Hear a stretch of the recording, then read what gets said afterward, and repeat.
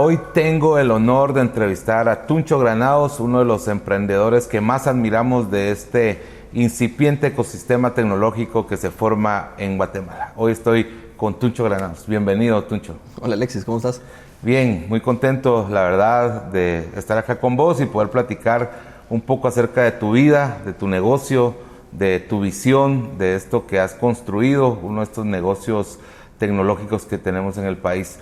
Y quisiera comenzar preguntándote cómo viste ese paso del mundo ejecutivo, del mundo corporativo a este mundo de emprendimiento.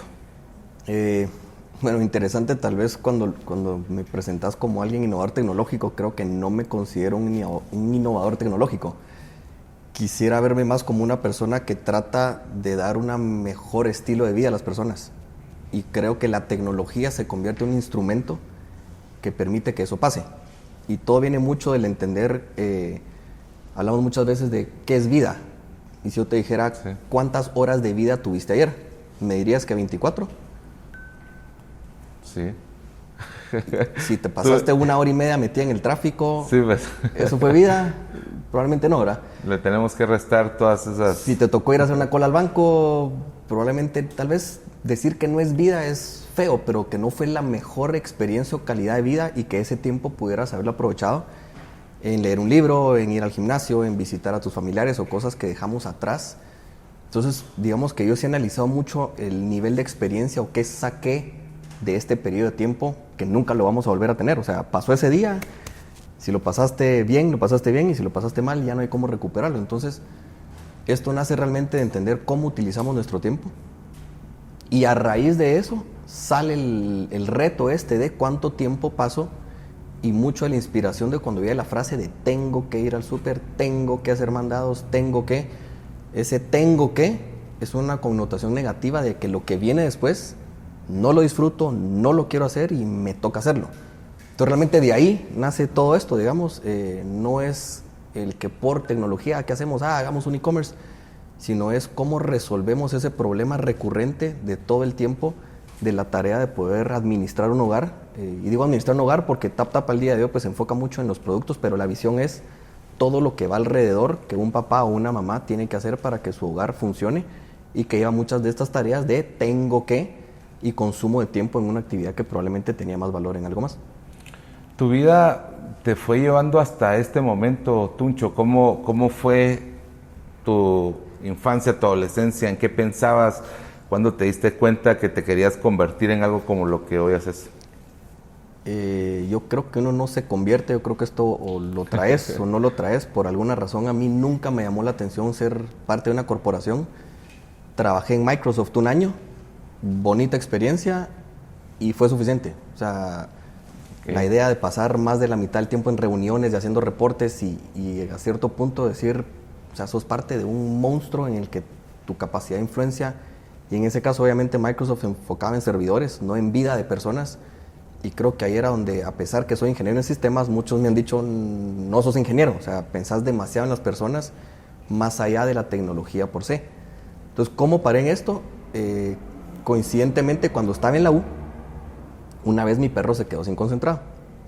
Okay. Y yo lo que pensé es, o sea, si le doy 3 tazas al día, todos los días, y la bolsa de concentrado tiene la misma cantidad, es mate simple el saber que si compré esta bolsa el primero, se me iba a terminar el 28, porque nadie me llamó el 25 y me dijo, Tuncho, tenemos tu bolsa lista, te la llevo.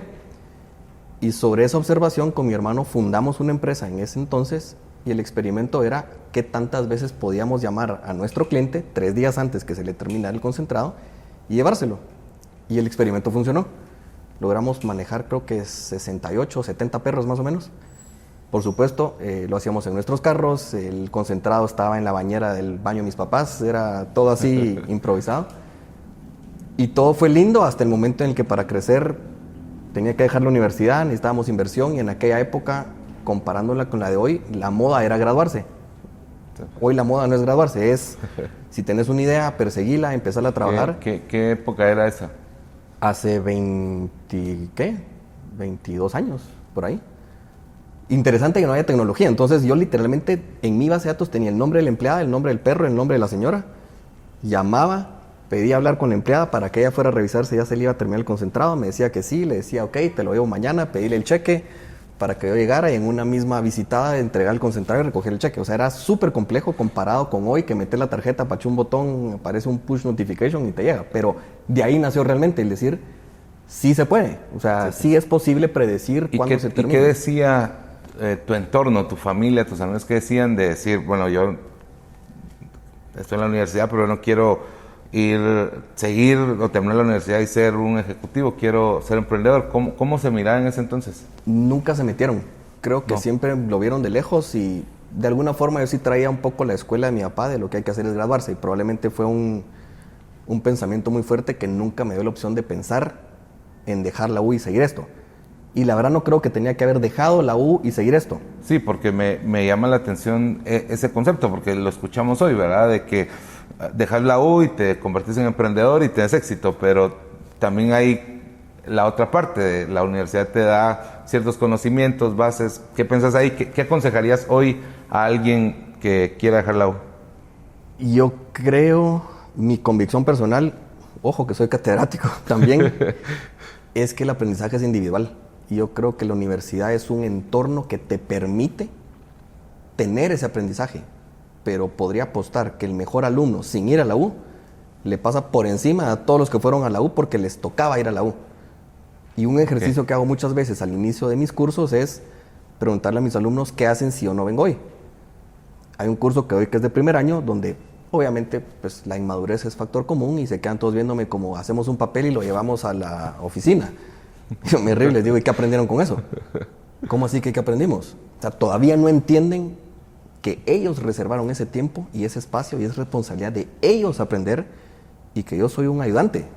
O sea, si yo llegué, qué bueno que les pueda compartir y guiar, pero si yo no llegué, la mente del que aprende es, me pongo a investigar, hablo con mis compañeros o veo qué hago, pero no digo, como no viene el catedrático, llevo una hoja para que vean que sí vine y nos vamos a la café. Entonces yo creo que la prueba y error para mí es lo que más me he aprendido. Los case studies son bonitos, pero son case studies de otro país, de otro nivel de necesidades. Creo que cuando uno prueba realmente lo que está haciendo en su entorno es donde aprendes cómo esa teoría o se cumple o te das cuenta cómo no se cumple. Y por eso muchos de los cursos que doy, soy muy claro y les digo mucha, aquí el que repita lo que yo dije algún día como parte del conocimiento pierde. Aquí para lo que estamos es para retar, para ver en qué caso sí se cumple, pero en qué caso no. Entonces yo, regresando a la pregunta de la decisión que tomé en ese tiempo, yo creo que no lo seguí, o sea, ya recapacitando, no por la U. Fue el momento en el que hubo una crisis económica y obviamente el margen para poder llevar esto a domicilio se daba en concentrado premium, donde hay margen. O sea, por llevar una bolsa de 50 pesos a domicilio no... Y en ese tiempo el proveedor de la marca que yo tenía tuvo un quiebre de inventario, estaban cambiando, entonces toda mi relación se desarmó. Y cuando se acercó conmigo esta marca me dijeron, si querés vos la representación te la doy. Yo, fácil. Sí, pero para arrancar hay que meter $40,000. Ok, ya no era tan fácil. Y ya era un compromiso de traer contenedores. Y en ese momento mi reflexión fue, yo sé cómo predecir cuándo se acaba una bolsa y cómo atender a ese cliente final. Pero yo experiencia de importación, de manejar bodegas, de todo eso no la tenía. Y creo que fue como, ok, se me quitaron la marca, entonces no tengo, entonces ahí haré otra cosa. Y ahí me dediqué a hacer otro montón de cosas, hice muchos proyectos individuales. Entonces no es que me haya convertido en un emprendedor ahorita, sino siempre estuve haciendo, o sea, participé en otros 3 startups. Uno que fue una red de investigación a nivel mundial, un proyecto fondeado por la Universidad de Oslo. Hice otro proyecto alrededor de videos de golf, de documentar la carrera de los niños y de los amateurs como que fueran profesionales, generando videos con su nombre, el número del hoyo, un servicio admirado por muchos en toda la comunidad golfística. Entonces digamos que siempre he estado en ese rollo de veo algo y digo esto pudiera ser mejor, pudiera ser más rápido, ¿por qué no le pusieron atención a esto? Y a raíz de esto creo que en este momento de la vida fue el ok, hice un proyecto que tenía que ver con golf, de un mercado muy pequeño, un modelo de negocio difícil de monetizar. Hice un proyecto de investigación que era demasiado lento y muy específico. Y retomando el tema del concentrado, siempre decía qué hubiera pasado si le hubiera dado continuidad a esa empresita de hace 20 años. Y uno a veces cree que porque dejó de hacer algo ya no se puede, y lo que he aprendido recientemente en mi vida es que te puedes caer 40 veces, lo importante es volverte a levantar. Y creo que había una frase que decía un escritor famoso, y lo decía me lo mandaba un amigo, que decía: no todo está perdido, si tenés el coraje de admitir que todo está perdido, volver a empezar. Entonces el hecho de no haberlo continuado hace 20 años no quiere decir que la oportunidad sigue existiendo, y cuando volteas a ver alrededor y decís ¿quién te atiende hoy a ese nivel? Y la respuesta es ninguno. La oportunidad sigue existiendo. Entonces hagamos perros, sí, pero perros suficiente, bebés también. Luego pues viene la pandemia y toda la visión y crece, y ahora pues un súper 100% completo. Y tomando esa cronología de experiencias que has tenido en diferentes intentos de hacer negocios, que el camino del emprendedor es así, ¿verdad? O sea, probás y no funciona, vas con otra cosa, pero la pregunta vamos a enfocar en qué has aprendido acerca del fracaso en estos intentos que has hecho de emprendedor hasta hoy. Bueno, primero creo que, gracias por la palabra fracaso, creo que es muy fuerte y creo que ese miedo al fracaso es lo que hace que mucha gente se quede en su estado de confort y no busque. Yo lo que he visto y digamos que he leído mucho de aprendizaje, de deportes, de otro montón de cosas, ya analogías tan sencillas como dicen: el niño la primera vez que agarró la cuchara se la metió en el ojo. Y nadie le dijo: fracasaste en aprender a comer, entonces mejor dedícate a tomar en pacha. O sea, todo lo que hacemos al principio lleva un proceso de aprendizaje. Creo que hay casos de éxito contrarios a esto, que pegaron un piñatazo innovando algo que no querían innovar. Y podemos hablar abiertamente del caso de Viagra. O sea, no era eso lo que querían hacer, pues. Sí, pues. Pero el resto yo sí creo que son ciclos de prueba y error y prueba y error. Y si yo sé que probablemente tengo 3 strikes para pegarle a la pelota en el base, e inclusive en el base, si yo fallo 7, 10 veces, soy de los mejores y voy al Salón de la Fama, el decir hacer un negocio exitoso no es algo que si a la primera no pegó, me tengo que echar hacia atrás y creer que no tengo la capacidad. Al contrario, yo creo que los que lo logran hacer antes de las 5 deberían de considerarse muy buenos. Y de hecho hay una cantidad de casos de éxitos de KFC, creo que es uno de ellos, de emprendimientos que salieron a los 40 y 50 años. Sí. Entonces digamos que los fracasos... Sí, incluso en Silicon Valley hay una estadística de quienes tienen más éxito son personas que están arriba de los 40 años, que ya arrancaron un tercer, cuarto, quinto negocio como lo haces. Ahora, sí hay aprendizajes. Por ejemplo, como te digo, del golf, un excelente proyecto admirado por muchos, el modelo de negocio no era claro y el mercado era muy reducido. Entonces, ¿cuál fue mi aprendizaje? Ok, la próxima locura que se me ocurra tiene que ser con un modelo de negocio claro y probablemente con un mercado mucho más grande, para que el esfuerzo de horas y todo tenga un potencial enorme y no reducido. El proyecto de esta comunidad de investigación, la capacidad de crecimiento era muy pequeña también. Y el modelo de negocio también era complejo. Lo fondeaban las universidades y tenía cierto beneficio, y luego cómo entraban las marcas. Entonces digamos que si lo queremos ver como fracaso, veamos el niño que se cae en la bicicleta primero para la derecha. Ese fracaso lo que le enseña es el balance, tiene que ir para el otro lado. Probablemente después se va a caer para la izquierda. Pero luego que ya supo cómo falló para un lado y para el otro, a la tercera logra mantener el balance. Entonces yo creo que ojalá lográramos redefinir qué quiere decir error, qué quiere decir fracaso, y le he dado 1000 vueltas en cómo hacerlo. Y lo que le trato de decir a mis hijas es parte del proceso de, o sea, probar. Lo importante es no matarte mientras aprendes, que los errores sean en un ambiente controlado, que la implicación financiera no sea tan grande. Y creo que a raíz de eso, por eso di un tiempo en la una clase que se llamaba prototipos, y es cómo logro validar sin que el costo sea tan alto. Y brevemente te comparto una experiencia en el que un grupo dijo: queremos ver si podemos hacer una aplicación para turistas que gocen de un turismo pero local. Es decir, no me subí al bus y me llevó la tour, sino agarré a un cuate que me dijo: venite, vamos a ir a la casa de mi primo y ahí va a ir a una cena y después nos vamos a ir al parque y quiero vivir realmente la Antigua como es. Y les dije: ok, ¿con cuánto dinero creen que pueden validar esa idea? La aplicación, el servidor, el mercadeo, y se volaron como $50,000.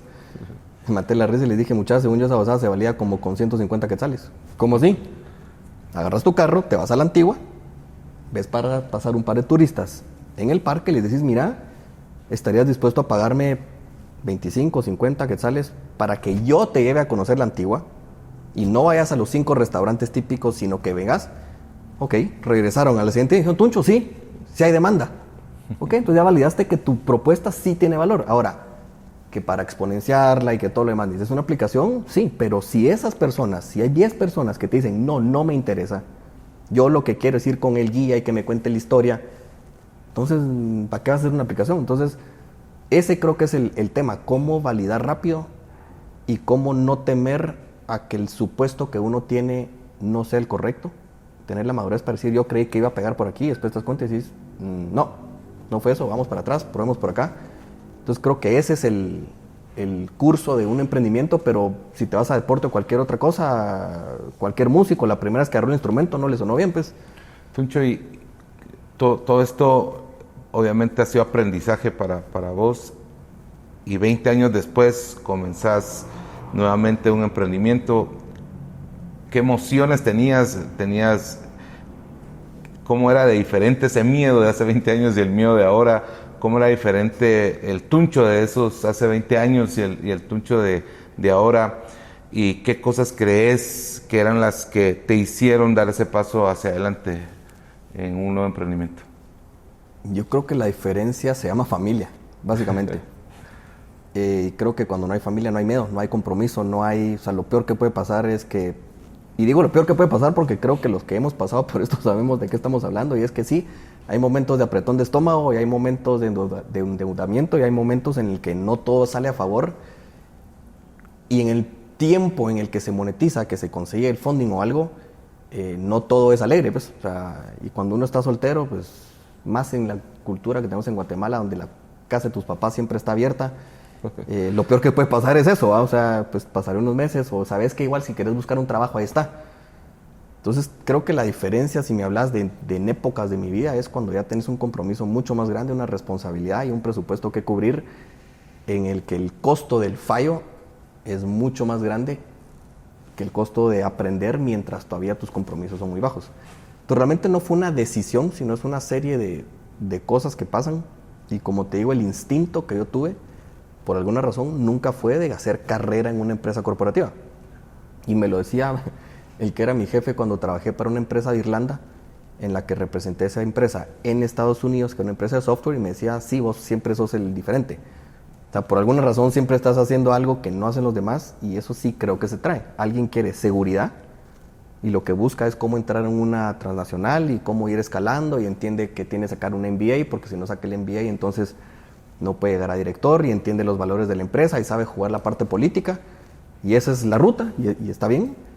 Y creo que habemos otros que eso no va con nosotros, y tenemos una convicción tal vez de un aporte un poco más puntual hacia el mercado directo, que si lo buscáramos a través de una corporación, esa corporación te abraza, te sumerge y no te va a dejar hacer cambios disruptivos, porque la estrategia está posesionada de una forma muy... ¿Y crees que eso es tan natural, Tuncho, dentro de las personas que quieren emprender y las que no? ¿Es algo que se siente, que se experimenta, que está ahí, no te deja tranquilo? Inmediatamente. Y el reclutamiento que he hecho, no me deja mentir, ha sido tan fácil el hablar con catedráticos y decir, mira, necesito a alguien, pero te lo dicen así. ¡Pum! Aquí está el contrato el del otro y el otro. Y después hablas y son personas que te dicen literalmente casi que cuando tenía 6 años vendí limonada. O hice brownies, o sea, algo te hizo decir, yo creo que soy capaz de armar algo de valor y ofrecérselo a la otra persona. Yo creo que eso no se aprende. O sea, como un cantante, ¿sabes? Que canta bien, que tiene el talento.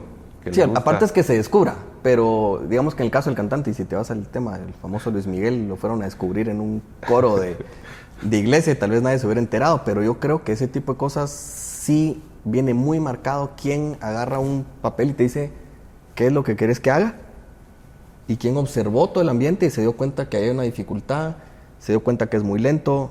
Para mí, los casos de emprendedores y de personas de ese perfil que me fascina comentar, y que no son los que salen en la revista de Fortune, son los que alquilaban los banquitos de plástico en las colas para sacar el pasaporte. O sea, para mí ese es alguien que lo trae. Es tan fácil decir, este se va para aquí para 2 o 3 horas, se va a cansar, ¿Cuánto me cuesta un banco? Me cuesta 20 pesos, lo agarro, se lo alquilo por 10 a por 10 minutos, recuperé la inversión en menos de un día y de ahí para adelante es ganancia. Entonces yo admiro muchísimo y todavía me considero más de los que piensan mucho a veces antes de actuar. Y veo muchos otros que se tiran inclusive hasta sin miedo y ni la piensan mucho. Y creo que se trae. O sea, eso creo que no se aprende y es el perfil exacto que busco en las personas que recluto. Alguien que me da mucha tristeza el día que no estén con nosotros, pero yo sé que tenemos 3 o 5 años de su tiempo y después algo se les va a ocurrir y algo van a hacer y me dará mucho orgullo el haberlos conocido y haberlos apoyado en su proceso hasta que lo logren, ¿no? Tuncho, ¿cuál era tu posición en el momento que vino la oportunidad de crear TapTap? ¿En qué estabas? ¿Cuál era tu posición en ese momento? Como te digo, es una serie de cosas. Yo me fui a vivir a Italia por 3 años, en gran parte por este proyecto que te digo de la colaboración y la investigación a nivel mundial fondeado en la parte de Oslo. Mi esposa nació en Italia y siempre tuvimos el interés de que mis hijas tuvieran un poco la cultura italiana. Lamentablemente en esa época fue la época de violencia fuerte en Guatemala. A ella la asaltaron. Entonces entró ese pánico. En la mezcla del pánico, el estar más cerca de Londres, que ahí estaba basada la oficina, y la experiencia de experimentar y vivir, dijimos, vámonos a vivir a Italia. Y te digo que algo cuando me haces preguntas muy personales, y por eso te cuento un poco también, me disfruté tanto el reencontrar cómo vivir mi nueva vida de una forma eficiente. El decir, ok, ahora no es carro, es bicicleta. Entonces, ¿qué pasa si me voy por esta calle? Ok, esta es más corta, pero hay una subida. Ok, entonces probemos por aquí. Ok, aquí es más larga, pero no tengo esa subida. O aquí la calle está más empedrada, o aquí puedo pasar por la panadería. O sea, me disfruté la idea de reinventar algo versus el creer que la posición que tenía era suficientemente buena y cómoda. Entonces, digamos que esa es otra cosa que creo que ven una personalidad de quiero el reto, quiero experimentar, quiero aventurar, que lo vemos más común en personas de Europa y de Estados Unidos, que los vemos aquí mochileando y que literalmente dijeron este año no lo voy a usar para producir, crecer mis riquezas, sino quiero vivir y hasta lo incierto lo veo con prosperidad, ¿verdad? Entonces después de haber estado en Italia, cuando regresé a Guatemala, fue cuando tuve que rehacer todo desde cero y empezando cabal. El proyecto de la parte de golf pues caminó por un tiempo, pero después las proyecciones que se veían a futuro no eran las mejores y me tocó literalmente reinventarme. Entonces entre que probemos hacer esto, probemos hacer lo otro, compré como 4 dominios para 4 proyectos diferentes, hice 4 logos. Este fue el que encajó, fue el que encontré una persona con quien decir, bueno, echemos punta. Y por eso fue que fue esto, pero digamos que pudo haber sido que las otras 3 ideas que tenía por ahí, alguien de esa industria se acercara y dijera, hagámoslo. Y si lo queremos ver así, tal vez ahí es donde vemos los aprendizajes de los que hablamos al principio, y es entender si ese sueño es factible o no, y quién te puede ayudar a escucharte y después decir, sí, conozco un poco esa industria, y puedo validar que lo que estás hablando hace sentido, o alguien que te dice, sí, qué interesante, pero te voy a contar que lo que estás pensando ya lo quiso hacer alguien más y fracasó, o le veo este problema y que tal vez uno busque una ruta diferente, ¿verdad? ¿Cómo le explicas a alguien que es TapTap, a una persona que tiene el concepto de ir al súper, de ir en su carro, bajarse, agarrar una carreta y pasarse 1 hora, 2 horas en el súper? Buena pregunta. Me recuerdo cuando hicimos el concepto de la marca y esa ideación, y para mí TapTap es un facilitador, es un butler inglés, es alguien que te atiende, que te conoce, es alguien que sabe tus gustos y que de alguna forma lo que te está diciendo es, quiero liberarte de la parte aburrida, de tus mandados, literalmente. Por eso mucho de la inspiración de esto es el tengo que, y te resuelve esa parte. Es tu asistente, solo que es tu asistente de casa. Si lo queremos ver en cómo funciona en realidad, en una empresa, pues sí, hay asistentes de gerencia que se encargan de todo, ganan bien y literalmente liberan al ejecutivo de las tareas que pueden delegarse. ¿Qué pasa hoy en día en la casa? Veamos cómo funciona ese sistema. Uno, o no hay nadie que te ayude, o la persona que ayuda, pues obviamente es una persona sin estudios, es una persona que ve esa oportunidad como una buena oportunidad, pero realmente no es una profesional de gestión de la casa. Es más, muchas mamás a veces hasta se quejan de cómo esa ayuda les termina creando un problema porque hay muchos errores y es parte de eso. Entonces, ¿qué es TapTap? Para mí es la aplicación que permite a una mamá o a un papá que gestionan una casa el automatizar la mayor cantidad de tareas y quitarse problemas no solo de tiempo, sino también de cabeza. Algo tan sencillo como, ¿será que ya se me va a acabar? ¿Será que no? O sea, eso me ocupa espacio, me ocupa memoria, me distrae, me quita atención.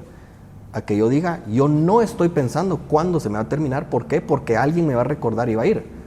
O pensemos un poco, y uno de los motivos por qué me gustó ir a Italia era para retar todos los paradigmas que teníamos y ver el mundo de una forma diferente por ciertas cosas que son diferentes. Y este ejemplo que te voy a dar me gusta porque confirmó mi teoría. La gran diferencia entre estar pendiente de cuándo se termina el gas, el gas nunca se termina, porque está en la tubería. Sí. Entonces es algo tan grande que cuando empezás a comparar estilos de vida, me acuerdo que mi jefe en Londres me decía, se nota que no vivís en un país de Europa, o no naciste en un país de Europa. ¿Por qué? Porque las puertas siempre las dejas abiertas. Yo, ok, ¿y eso qué tiene que ver? Para vos, el guardar el aire frío, cuando hay verano y hay aire acondicionado, o guardar la calefacción, no es parte de tu formación. Tenía toda la razón, ¿verdad? Entonces, esa analogía del gas es la visión de TapTap. Imaginémonos que tenemos en nuestra casa una manguera de leche, una manguera del aceite que consumimos, del jabón que consumimos, los productos que no se están evaluando todos los días si los cambio o no, sino que yo simplemente necesito refiliar. Cuando pensaste o cuando se concibió TapTap, pensaste en hacer algo disruptivo, ese era el concepto, hacer algo diferente que no existiera. ¿Cómo pensás en algo, en una idea diferente, innovadora? Yo no sé si es una forma de... Bueno, sí hay técnicas. Hay una técnica de diseño innovador que te dice agarrar un producto o servicio, identificar los paradigmas o los factores comunes entre todas y ahora hace algo que no haga eso. Entonces vos podrías decir, ok, películas de entretenimiento de películas. ¿Qué tienen todos en común? Que hay un alquiler, ok. Y hay una fecha en la que se entrega, ok. ¿Y ese es un problema? Sí. Pensé en algo innovador. Ok, no la tengo que entregar a una fecha. Digamos que Netflix hoy todos lo conocen como el online. Yo en el tiempo que viví en Estados Unidos tuve la oportunidad de vivir el Netflix físico. Sí, pues que comenzó así. Que comenzó así, o sea, te suscribías a una lista de películas, te mandaban una y la podías tener 2 meses en tu casa si querías. Cuando ya la vi y la mando de regreso, me mandan ellos otra. Y tenían diferentes programas, podías tener 2 a la vez o si eran 3 de 5. Pero entonces digamos que si hablamos de diseño disruptivo, hay una técnica que es esa, cabal. Hagamos algo completamente diferente a lo que ya se hace. En este caso yo creo que no fue una línea disruptiva, es el entender cuál es el proceso de compra más allá que el momento de apachar el botón. ¿A qué me refiero con esto? En el momento que yo sé que algo se me terminó, yo sé que lo tengo que comprar. Pero cómo mi experiencia de compra cambia de ese momento a si yo me hubiera enterado hace 3 días. Pero ha sido disruptivo porque estás cambiando la forma en la que se hacía. Sí, no, eso sí, a lo que voy es que tal vez la estrategia del diseño no fue disruptiva, simplemente estamos cambiando cosas como... Y hay muchas cosas de las que no te puedo hablar todavía porque creo que tenemos que lanzarlas al mercado que terminan de capitalizar una gran visión porque no se ha concretado todavía. Y espero que podamos tener esta charla en unos 2 meses y que ahora te diga, mira, qué diferencia. Pero sí te puedo anticipar, la visión es que vos puedas hacer la recompra de un súper de mes de más de 1,500 quetzales en menos de 5 minutos. Ahí sí ya te digo es disruptivo. Y que alguien diga, literalmente la pude haber hecho estando en el semáforo. ¿Cuál es tu definición de disrupción, Tuncho? Algunos que hablan de 10x magnitud. Si alguien se tardaba, si no te podías hacerlo en menos de 1 hora y ahora lo haces en 5 minutos, que es todavía mejor que 10x en tiempo, digamos que hay personas que lo clasifican en forma disruptiva. O sea, no es que fue un poquito mejor, no fue 50% mejor, es 10x, es wow, o sea, me cambiaste completamente. Y un ejemplo que te puedo dar de los pilotos que he hecho es quién puede hacer un súper de más de 1,000 quetzales mientras está 5 minutos parado en el peaje regresando del puerto. Ahí para mí es donde decís, espérate, o sea, ¿cómo así que mientras venías en el carro literalmente hiciste el súper y el día siguiente lo tenías en tu casa? Y yo veo más la disrupción en términos de tu estilo de vida en el que alguien sí puede decir, pude leer más libros en el mes, o inclusive la parte de mente, que te digo que no es lo mismo. Sí, la compra la hice rápido, pero en la cabeza yo tenía cuál era el shampoo de mi hija y cuál era la pasta de dientes y cuánto le quedaba. Y hay una barda más alta, la de que de que cuando se acaba proyectar, cuando se acaba un shampoo, cuando se acaba la mayonesa, cuando se acaba el jamón, te llegue. O sea, Tienes que hacer que llegue, o sea, ese es otro nivel, ¿no? Y te digo una cosa así. O sea, que ya no tengas que hacerlo, que te llegue automáticamente. La matemática es fácil. Es más, yo te digo hoy en día que estamos a punto de lograrlo, cuando hace 2 años yo creía que era así de fácil. Es re fácil, es una regla de 3. Ya cuando te das cuenta por qué no está funcionando en el mundo, es cuando tenés que volver a entender a las personas como personas, no como robots, sino como algoritmos matemáticos. Y ahí es donde te das cuenta que muy pronto vamos a poder sacar este concepto que sí va a permitir a alguien decir, literalmente reabastecí mi casa casi como si hubiera tenido mangueras conectadas. Obviamente hay productos que son de refill y hay otros productos que no. Y ahí es donde comienza lo interesante del e-commerce. ¿Qué productos debiera yo adquirir por e-commerce y cuáles no? Y ahí hemos encontrado el mayor reto, que el cambio de hábito es tan duro que una persona dice, no, hombre, es que si voy por mi desodorante, igual quiero salir con el cloro, la leche, la cerveza, la Coca-Cola. Y decir, sí, en tu cabeza sí ya estoy. Y para las personas, ¿qué tan difícil ha sido cambiar el hábito? Cambiar de ir a un súper y estar ahora Depende de la naturaleza de la persona. Digamos que el early adopter, a quien nosotros calificamos como una persona inteligente, emprendedora y la mayoría que trabaja, es una persona que busca la eficiencia de forma natural y que constantemente está cambiando de teléfono, cambiando de audífonos, cambiando de zapatos porque hay unos mejores. Entonces cuando salen este tipo de cosas dicen, yo quiero tener una mejor vida. ¿Son más jóvenes o no? Obviamente hay un factor de edad, sí, seguro hay un factor de edad. En nuestro caso el factor de edad nos juega en contra porque el joven todavía no es el jefe de su casa, por así decirlo, no es el comprador. Entonces todavía nos toca estar con esta persona entre 30, 35, 40 años, que es un híbrido entre joven y que ya está más avanzado, pero para las personas que trabajan, yo te digo que piden esto a gritos y de ninguna forma van a ver una ida al supermercado como un paseo. La persona que no trabaja y le sobra el tiempo, hemos visto que en algunas familias es como esta persona se siente que contribuye con la familia, usando su tiempo a cambio de un beneficio económico, buscando las ofertas y habiendo ido a 3 supermercados diferentes. Y esa satisfacción de me ahorré 100 pesos tiene un valor. La persona que ya trabaja sabe que su tiempo vale mucho más y no está viendo si se gastó más o menos de 100 quetzales. Y ojo que nuestra estrategia de precios no está sobre los supers. Pero obviamente hay supermercados que tienen una propuesta de valor de ahorro como tal, mucho más fuerte. Hay personas que sí están dispuestas a sacrificar su tiempo y a eso van. Entonces, yo te diría que el perfil que nos busca está fascinado, no hay que convencerlo. Ahora, hay unos que todavía no logran hacer ese cambio. Dicen, es que como fui, el ejemplo que te decía, fui por el desodorante y salí con 2 carretas. Igual las carretas te los hubiera podido llevar a tu casa, igual hubieras podido ir por tu desodorante. O por un jamoncito, unas galletitas, ni cerca salir con una bolsita de este tamaño, a literalmente cargar cosas. Para todos los que vivimos en edificios, sabemos que hay que llegar, meterlas a la carreta, si es que la carreta está disponible, subir, volver a bajarla. Entonces es un proceso súper tedioso, pero no logran diferenciar el caso de compra a la típica de voy al súper y saco todo lo que puedo. Tuncho, para estas alturas creo que quienes nos están viendo están pensando en un negocio disruptivo.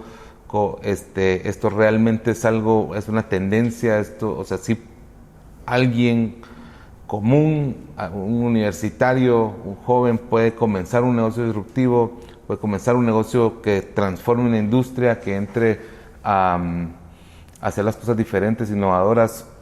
¿Qué aconsejarías vos?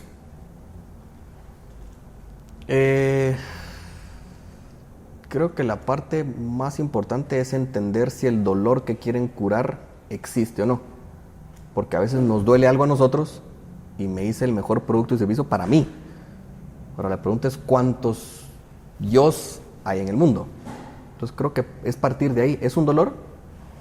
¿Lo queremos curar? Y regresemos al caso del súper. Lo que para unos es un dolor, para otros es un placer. Entonces hay personas que dicen, me gusta ir al súper. órale, no te voy a tratar de convencer. Si te da placer hacerlo, qué bueno. Es más, no estás en ese problema y probablemente no es de las personas con las que yo hablé que dijeron, tengo que ir al súper. Y volviendo al tema de por qué me gustó la idea de vivir en países y en climas diferentes, en algún momento para mí fue una diversión ir al súper, porque en el invierno en Europa no puedes hacer nada y estando en un apartamento pequeño, literalmente nuestra diversión fue ir a caminar al súper un rato donde había espacio y que caminaran las niñas. Entonces, lo que hay que validar es, ¿existe ese dolor? Sí, y ya vimos que si hay una cantidad de personas que les duele eso. Ok, ¿yo creo que lo puedo curar? Sí. Ok, siguiente paso. Y probablemente ahí ni siquiera te diría que hay que evaluar si es rentable, si no es rentable, si es eficiente, porque si empiezas a jugar con números en ese momento, no tenés la experiencia para ver cómo hacerlo rentable y probablemente la respuesta va a ser no, no se puede. Entonces creo que la ruta es validar si ese problema tiene un volumen suficiente, si el dolor es suficientemente grande para que alguien esté dispuesto a pagarlo, o inclusive a veces comienza la disrupción en la que decís, ok, la gente tenía un dolor que necesitaba compartir su vida con todos los demás y estaba dispuesto a pagarlo. No importa. Yo ya encontré a alguien más que está dispuesto a pagar por poner su marca en este producto que esta persona quiere consumir, que no estaba dispuesto a pagar por él. Entonces, por eso diría yo que la parte de cómo monetizar no debe ser lo más importante. Asegurémonos primero que sí hay un interés natural en consumir este producto o servicio. Y luego creo que hoy tenemos cualquier cantidad de ejemplos de las personas que están dispuestas a pagar por ese producto. Sí, inclusive por eso hablabas de modelos innovadores, y cuando hablabas de la entrevista con Luis Bonan, para mí es genial decirle a la madre cómo pudiste monetizar los captchas y sí, cómo encontraste cómo en la acción de un usuario lo que estabas haciendo era traduciendo un libro y monetizar. O sea, son mentes brillantes que probablemente en el momento cero, si tú hubieras puesto a pensar cómo monetizar eso, no se te ocurre. Entonces era más importante crecer el producto o servicio a que alguien lo aceptara y decir, ok, ahora hagamos que funcione, tal vez no al extremo que lo han hecho otras startups donde el hoyo ha sido inmenso a nivel de millones y después no saben qué hacer, pero creo que es una ruta que te permite innovar y ser mucho más disruptivo que hacer una mejora marginal, porque el riesgo de no saber cómo monetizarlo pudiera ser muy alto. Cuando arrancamos, comenté un tema de este ecosistema incipiente que tenemos en el país, en el que estamos empezando a ver mucho más empresas tecnológicas, mucho más disrupción pasando. ¿Qué se siente, Tucho, estar dentro de ser parte de este ecosistema, ser un referente también que te estás convirtiendo ya y estar construyendo un negocio como este? ¿Cómo te sentís de eso? La verdad es que bien, o sea, como te he dicho, para mí siempre ha sido un placer el que me invites a dar estas charlas. Creo que yo me inspiré en un montón de personas y tal vez algún miedo o algo que tuve cuando vi a otras personas y dices, ok, pasó por eso y los famosos fracasos de los que hablamos es normal. O sea, ¿qué aprendí? Y si siento que aprendí, voy para adelante. Al contrario, estoy más cerca, lejos de decir retrocedí. Me da gusto, no necesariamente por ser parte tecnológica. Digamos que la parte tecnológica, como te digo, pues es un factor de lo que me tocó a mí. Y para ser sincero, la innovación del e-commerce, hay una parte tecnológica, pero hay un reto innovador enorme detrás de todo esto que hasta que uno se mete se entera. En toda la parte comercial, logística, o sea, puedes tener la mejor plataforma del mundo a nivel de tecnología, pero si a nivel de logística, a nivel de relaciones comerciales y otro montón de cosas no van al mismo nivel, el proyecto no va a funcionar. Entonces, ¿qué es lo que me da gusto? Me da gusto de ser una iniciativa que valora el tiempo, la alegría, y en particular, como lo hablé hace poco con las personas que lideran un grupo en Facebook de mujeres específicas, el valorar a la mujer y darle el espacio en el que no tenga que atender a la familia, como se acostumbró en el pasado. Digamos, si vamos en la historia, el rol de la mujer en la familia fue mucho de atender a los demás, no trabajaba tanto. Entonces me gusta mucho esa iniciativa, el decir estoy aportando algo a la sociedad que no solo impacta a nivel de eficiencia de todos, que permite que personas que en algún momento atendieron a los demás ahora puedan tener más tiempo para ellos y que todos nos atendamos de una forma directa. ¿A qué me refiero con esto? El módulo de colaboración familiar de TapTap permite que los hijos, el esposo o la esposa, tengan un usuario y ya con permisos decimos puede comprar o no. Entonces estamos formando familias responsables en el que el adolescente, en vez de exigirle a la mamá o al papá que por qué no le compraron el desodorante, que ya se quedó sin shampoo y que no le pusieron esto del otro, él tiene su usuario él es responsable de meter sus cosas y ahora el papá o la mamá, pues sí, son los que compran. Entonces me gusta más verme como alguien que está influyendo en un estilo de vida en el que todos los individuos de la familia tengan la misma oportunidad de tiempo para ellos mismos y fomentar la responsabilidad. Tuncho, ¿cómo manejas toda la presión, el estrés? ¿Cómo manejas ese nivel de responsabilidad de dirigir una empresa? ¿Cómo la maneja Tuncho? Trato de enfocarme en lo positivo y digamos que yo personalmente, estratégicamente, no me preocupo los números de alguien más, porque lo que sí aprendí es que cruzar la parte restrictiva con la parte creativa crea un cortocircuito. Entonces yo me enfoco en la parte de idear, de generar oportunidades que después metemos en un filtro y vemos si son factibles o rentables o no. Entonces, ¿cómo lo manejo? Primero, positivismo. Segundo, el creer que realmente el futuro está en nuestras manos. Y fue una de las conversaciones que tuvimos con el resto de la empresa hace poco, es decir, somos pocos, pero pensemos que realmente nuestro futuro está en nuestras manos.